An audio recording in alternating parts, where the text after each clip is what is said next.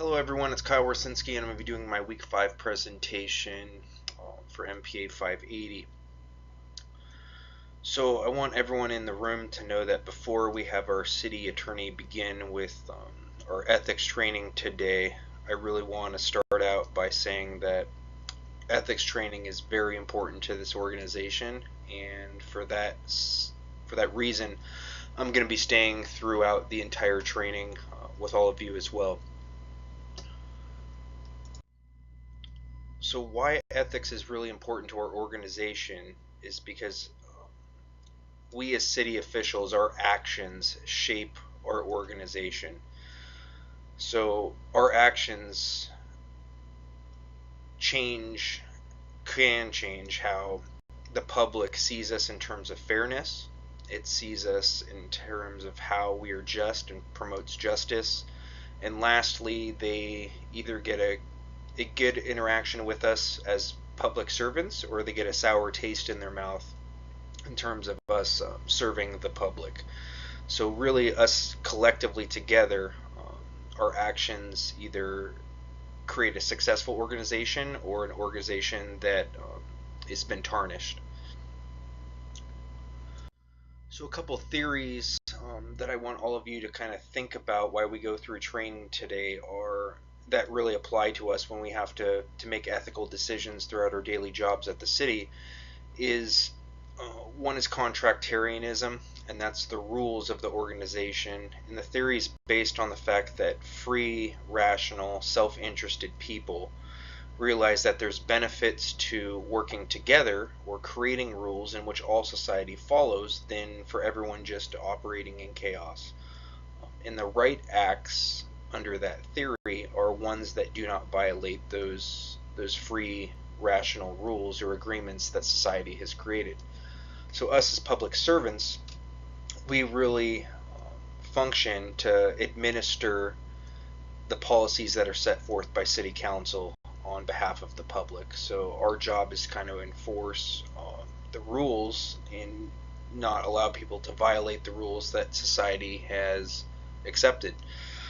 The second theory I want you to all keep in mind, because we have to do this balancing act between enforcing rules and being virtuous individuals, is Aristotle's virtue theory, and that's doing the right thing at the right time in the right way in the right amount towards the right people.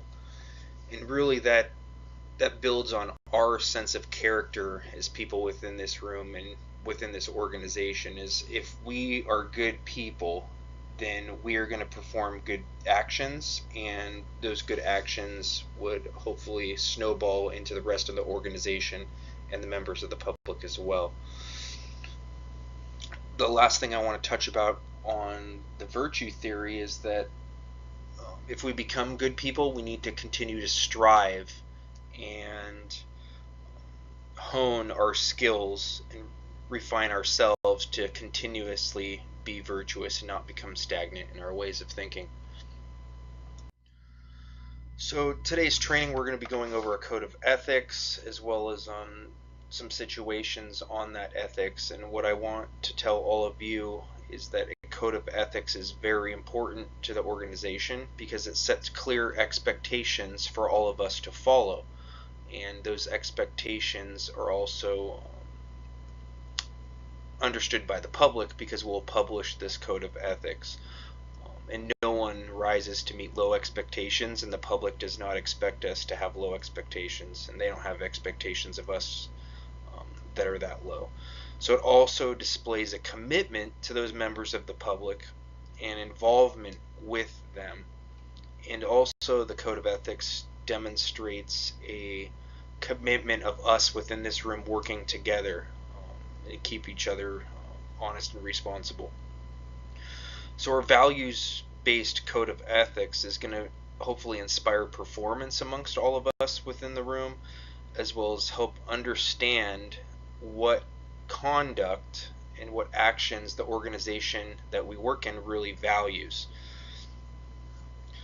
And hopefully it will help move us as staff into applying these universal values identified in the code and allow us to utilize the centerpiece of the ethical triangle to do our duty, factoring in then those different concepts when we're presented with a dilemma.